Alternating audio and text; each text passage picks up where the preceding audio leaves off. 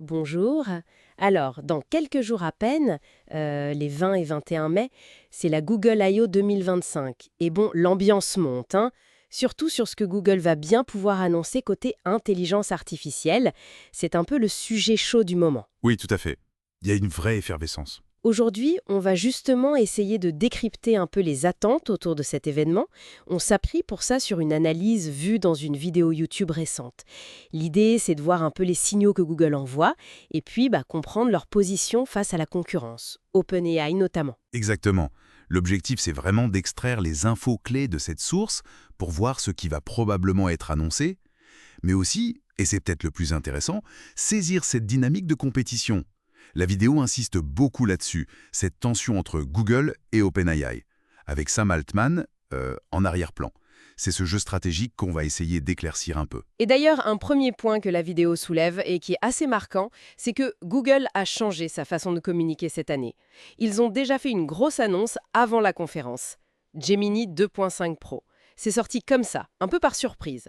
Qu'est-ce que la source en dit de ce timing? Alors la source interprète ça comme une manœuvre assez claire pour contrer OpenAI. Elle rappelle que par le passé, OpenAI a pu, disons, griller un peu la politesse à Google en sortant des nouveautés juste avant leurs annonces, pour un peu casser l'effet d'annonce, quoi. Ah oui, d'accord. Et là, Google semble dire, cette fois c'est nous qui prenons l'initiative. Ils s'assurent que leur innovation majeure, elle est toute l'attention.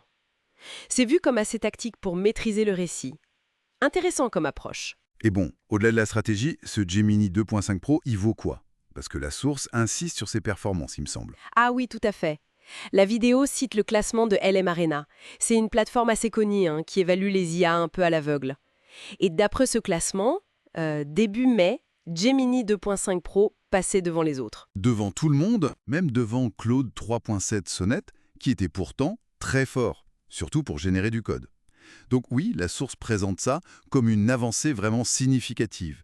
Google se positionne en leader technique, du moins sur ce point précis, au moment où l'analyse a été faite. D'accord, donc si Google sort un modèle aussi puissant avant sa propre conférence, ça laisse penser qu'ils ont autre chose sous le coude pour l'événement lui-même, non? C'est exactement la conclusion de la vidéo. Le fait de sortir ce gros morceau en avance, ça suggère très fort qu'ils préparent d'autres annonces. Des annonces peut-être encore plus impactantes pour l'IO. Des dingueries, comme disait l'outline. Voilà, c'est un peu l'idée que la source véhicule. Elle parle même d'une possible révolution avec l'arrivée de ce qu'elle appelle un super agent IA. L'idée forte, ce serait que 2025 soit l'année où les IA ne font plus que parler, mais où elles agissent. Elles exécutent des tâches, pour nous, de manière autonome, surtout pour les développeurs au début peut-être. Des agents qui agissent. C'est-à-dire, la source donne des pistes sur ce que ça pourrait faire concrètement. Et il y a d'autres annonces possibles. Elle reste un peu générale sur les capacités exactes, mais l'idée c'est vraiment l'action, l'orchestration de tâches complexes, plus juste générer du texte ou du code. Un vrai changement quoi. La vidéo mentionne aussi plus rapidement du matériel, peut-être un compagnon de tous les jours sur le téléphone. Ça renforcerait cette idée d'une IA plus proactive dans nos vies. Et tout ça face à OpenAI, comment la source situe cette annonce potentielle? Eh bien, la vidéo insiste sur le fait que Google lance l'offensive, mais qu'OpenAI ne va probablement pas rester les bras croisés. Elle dit qu'il faudra surveiller de près OpenAI juste après le I/O, si Google annonce vraiment ses agents IA ou d'autres choses spectaculaires. Une réaction est possible, hein? Oui, la source pense qu'une réplique rapide est envisageable. Elle évoque même, mais bon, ça reste une hypothèse, une annonce autour de GPT-5. Cette course entre les deux géants s'est vraiment vue comme le moteur principal qui pousse l'innovation si vite en ce moment. Ok, donc si on résume ce qu'on a tiré de cette source, Google arrive à sa conférence I/O avec un Gemini 2.5 Pro, déjà présenté comme très performant. Une stratégie de com plus offensive face à OpenAI, Et les grosses attentes se portent sur des IA capables d'agir, ces fameux agents. c'est tout à fait ça.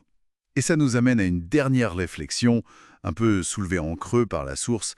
Si ces super agents IA tiennent leurs promesses, s'ils commencent vraiment à faire des choses pour nous, de façon autonome, quelle sera la prochaine étape dans notre relation avec la technologie? Et surtout, à quelle vitesse est-ce que notre quotidien pourrait changer avec ces assistants qui anticipent presque nos besoins? La compétition est lancée, et les conséquences pourraient bien nous surprendre par leur rapidité.